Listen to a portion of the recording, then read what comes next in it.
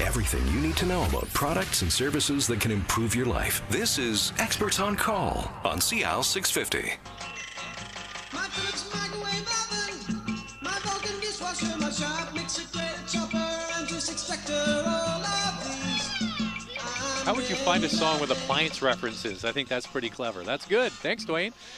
Jack McIvers is my guest. You sound like, with a name like yours, that you're like, with the TV show, MacGyver, it was like Mr. Fix-It. He could do anything. Take a ball of string and a paper clip and get out of a sticky situation. You're kind of like that, right? The only difference, I think, is that he has the special effects. Yeah. I have to. You're the real world. I have to do it in the real world. But I'm very, very good that way. I'm never stuck. And so you've been doing this since the middle of the 60s, which is amazing. And I was really impressed with your knowledge, the history of what happened with especially the Canadian-built appliances. And when you see, what do you say to people when they go into a big box store? You say, when you see the name on the front of the machine, that's not really what you're getting anymore. Those brands are gone, right? It's just the name that's left. Well, yes. I mean, it's the same thing as saying, okay, I'm going to go down and I'm going to buy a Maytag.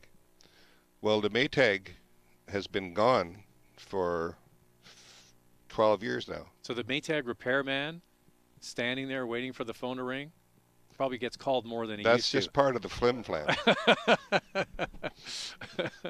Because that's their whole marketing, is the phone doesn't ring. I think he gets yelled at more than anything. That's funny. So who is the big dog in the race here when it comes to all of these brands? Who sucked up all of the names? Whirlpool. Yeah.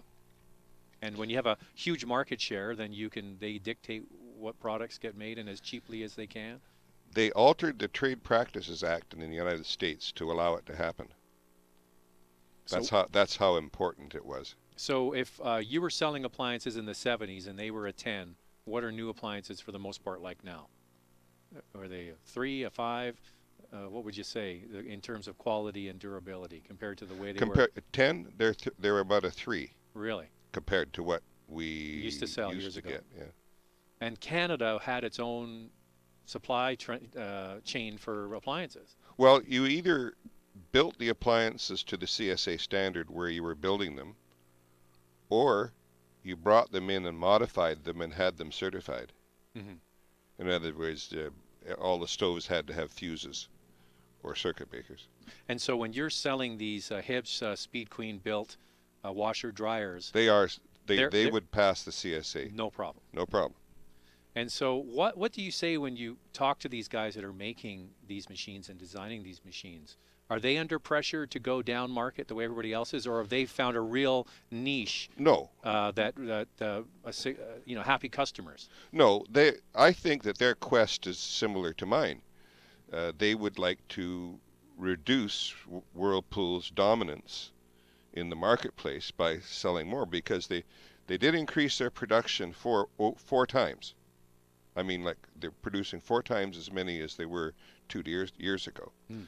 And there's a big appetite for the product down there. So are you finding, I'm not sure if you're a big guy online or not, but the internet is the great equalizer for a lot of these things. Mm-hmm. The word will get out. Oh, yeah. That this is no good and this is good. Yes, it's out. And so people do research for the best washers and dryers, and I'm sure these guys bubble up to the top. Oh, they do. And that's so not only doing shows like this, but the internet is helping too. Zach, here's something unusual, a tidbit. They're not rated in Consumer Report. Why not? Well, what do you think? Are you saying Consumer Reports is in the back pocket of Whirlpool? I'm saying that if they did put them in and rate them, they'd blow all of them out of the water.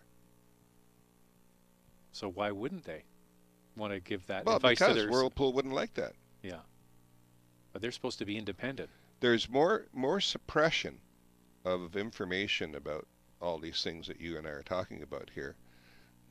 It's very, very, always, you never know. Like, for instance, the fact that Maytag went bankrupt, that's not published, in the public domain realm. Yeah. No, I mean, nobody talks about it.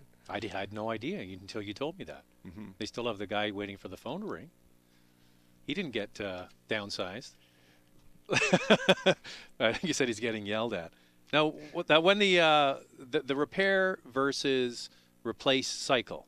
So part of what you're saying is if they're built to a certain standard, which is what we used to have here in Canada, it's still something that can be repaired. That's so right. How do you decide what is worthwhile repairing? Well, just from knowledge and experience, and you look at, say for instance, stoves. We have a building, it's 120 suites, where there's virtually there's probably 15 new stoves in there. And all the ones are ones that we sold in the 80s and 90s. And we just keep overhauling them. Mm-hmm. So and then we'll eject them. If too much wrong with them, we eject them. And then introduce. And we're introducing mostly just used ones now that are overhauled because the new ones are all computerized.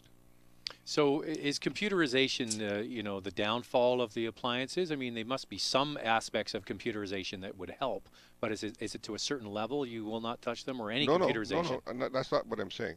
The thing is that the other day we delivered a new one with a computer, which we sell. That's the only kind you can get. And they had one there that needed a computer that was about 4 years old. Right. They opted, because it's $168 for the computer, and because we'd be delivering, we're going to charge, I think, $60 to change it. They opted for another new one. Now the stove was pretty filthy. I mean, it's going to take some work to clean it up. But so basically, what it boils down to is the owner doesn't have any feel for this redoing or fixing. But that's where you need somebody with a long run in this game to know what's worthwhile keeping an eye on. Because that's your expertise, right? Mm-hmm. So they call you and they say, so I don't argue. I don't argue with people that I assess as. I'm not going to try and turn the Titanic. If they want a new one, I'll sell you a new one. I'll sell the stove and end the story. So with our last couple of minutes here on the show, Jack McIver is my guest from McIvers Appliance Sales and Service with over 50 years of experience in this business. What is your last sort of piece of advice to people listening to the show? They're needing to replace, or somebody in their family needs to replace some appliances. What advice can you give them? Well, I guess the best advice I can give them is love the ones you're with. And if you're not sure, give us a phone call and what you have and what's wrong with it, and we can tell you honestly what is the best way to go. And if you need new, you do not get a lot of value out of anything new. So if it can be repaired, it's better to repair it? It is.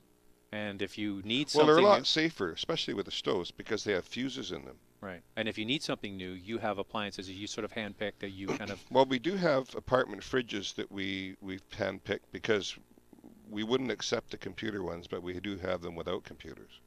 So what's the best way to get in touch with you if somebody wants to find out more about McIvers Appliance Sales and Service? So you're 69th in Ontario. Are you there much yourself? Well, I'm there most of the time. I'm out, but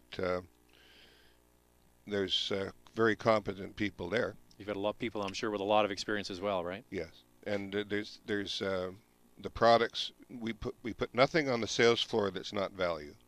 The number there is 604-879-5222.